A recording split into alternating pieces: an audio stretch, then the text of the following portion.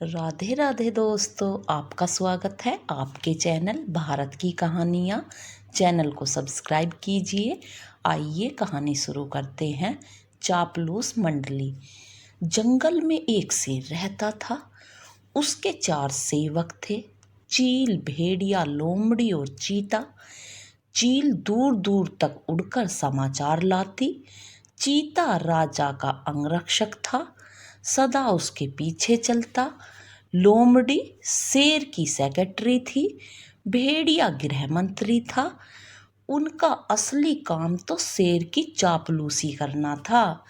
इस काम में चारों माहिर थे, इसीलिए जंगल के दूसरे जानवर उन्हें चापलूस मंडली कहकर पुकारते थे। शेर शिकार करता, जितना खा सकता था वह खाकर बाकी अपने सेवकों के लिए छोड़ जाया करता था। उसे मजे में चारों का पेट भर जाता। एक दिन चील ने आकर चापलूस मंडली को सूचना दी, भाइयों, सड़क के किनारे एक ऊंट बैठा है। भेड़िया चौंका, ऊंट? किसी काफिले से बिछड़ गया होगा। चीते ने जीभ चटकाई, हम शेर को उसका शिकार करने को राजी कर ले तो कई दिन तक दावत उड़ा सकते हैं। लोमड़ी ने घोषणा की, यह मेरा काम रहा। लोमड़ी शेर राजा के पास गए और अपनी जुबान में मिठास घोल कर बोली, महाराज, दूत ने खबर दी है कि एक ऊंट सड़क किनारे बैठा है। मैंने सुना है कि मनुष्य के पाले जानवर का मांस का स्वाद ही कुछ और होता है, बिल्कुल राजा महाराजाओं के काबिल। आप आज्ञा दे तो आपके शिकार का ऐलान कर दूं। शेर लोमड़ी की मीठी मीठी बातों में आ गया और चापलूस मंडली के साथ चील द्वारा बताई जगह पर जा पहुंचा। वहां एक कमजोर सा ऊंट सड़क किनारे निढाल बैठा था। उसकी आंखें पीली पड़ चुकी थी। उसकी हालत देखकर शेर ने पूछा, क्यों भाई, तुम्हारी यह हालत कैसे हुई? ऊंट कराहता हुआ बोला, जंगल के राजा, आपको नहीं पता इंसान कितना निर्दयी होता है। मैं एक ऊंटों के काफिले में एक व्यापारी का माल ढो रहा था। रास्ते में मैं बीमार पड़ गया, माल ढोने के लायक नहीं रहा। उसने मुझे यहीं मरने के लिए छोड़ दिया। आप ही मेरा शिकार कर मुझे मुक्ति दीजिए। ऊंट की कहानी सुनकर शेर को दुख हुआ। अचानक उसके दिल में राजाओं जैसी उदारता देखने की जोरदार इच्छा हुई। शेर ने कहा, ऊंट, तुम्हें कोई जंगली जानवर नहीं मारेगा। मैं तुम्हें अभय देता हूँ। तुम हमारे साथ चलोगे और उसके बाद हमारे साथ ही रहोगे।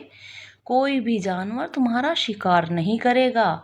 मैं तुम्हारा दोस्त हूँ। चापलूस मंडली के चेहरे लटक गए। भेड़िया फुसफुसाया, ठीक है, हम बाद में इसे मरवाने की कोई तरकीब निकाल लेंगे। फिलहाल शेर का आदेश मानने में ही भलाई है। इस प्रकार ऊंट उनके साथ जंगल में आया। कुछ ही दिनों में हरी घास खाने व आराम करने से वह स्वस्थ हो गया। शेर राजा के प्रति वह ऊंट बहुत कृतज्ञ हुआ। शेर को भी ऊंट का निस्वार्थ प्रेम और भोलापन भाने लगा। ऊंट के तगड़ा होने पर शेर की शाही सवारी ऊंट के ही आग्रह पर उसकी पीठ पर निकलने लगी। वह चारों ओर पीठ पर बिठाकर चलता। एक दिन चापलूस मंडली के आग्रह पर शेर ने हाथी पर हमला कर दिया। दुर्भाग्य से हाथी पागल निकला। शेर को उसने सूंड से उठाकर पटक दिया। शेर उठकर बच निकलने में सफल तो हो गया, पर उसे चोट बहुत लग गई। वो चलने के लायक भी नहीं रहा। शेर लाचार होकर बैठ गया। शिकार कौन करता? कई दिन न शेर ने कुछ खाया और न सेवकों ने। कितने दिन भूखे रहे जा सकता है। लोमड़ी बोली, हद हो गई, हमारे पास एक मोटा ताजा ऊंट है और हम भूखे मर रहे हैं। चीते ने ठंडी सांस भरी, क्या करे, शेर ने उसे अभय वरदान जो दे रखा है। देखो तो ऊंट की पीठ का जो कुबड़ कितना बड़ा हो गया, चर्बी ही चर्बी भरी है इसमें। भेड़िए के मुंह से लार टपकने लगी। ऊंट को मरवाने का यही मौका है, दिमाग लड़ाकर कोई तरकीब सोचो। लोमड़ी ने धूर्त स्वर में सूचना दी, तरकीब तो मैंने सोच रखी है, हमें एक नाटक करना पड़ेगा। सब लोमड़ी की तरकीब सुनने लगे। योजना के अनुसार चापलूस मंडली शेर के पास गई। सबसे पहले चील बोली, महाराज, आपको भूखे पेट रहकर मरना मुझे नहीं देखा जाता, आप मुझे खाकर भूख मिटाइए। लोमड़ी ने उसे धक्का दिया, चल हट, तेरा मांस तो महाराज के दांतों में फंसकर रह जाएगा। महाराज, आप मुझे खाइए। भेड़िया बीच में कूदा, तेरे शरीर में बालों के सिवा है ही क्या। महाराज, मुझे अपना भोजन बनाइएगा।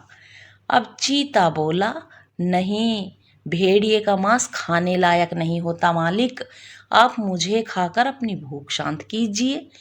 चापलूस मंडली का नाटक अच्छा था। अब ऊंट को तो कहना ही पड़ा, नहीं महाराज, आप मुझे मारकर खा जाइए, मेरा तो जीवन ही आपका दान दिया हुआ है, मेरे रहते आप भूखे मरे यह नहीं होगा। चापलूस मंडली तो यही चाहती थी। सभी एक स्वर में बोले, यही ठीक रहेगा महाराज, अब तो ऊंट खुद ही कह रहा है। चीता बोला, महाराज, आपको संकोच हो तो हम इसे मार दें। चीता व भेड़िया एक साथ ऊंट पर टूट पड़े और ऊंट मारा गया।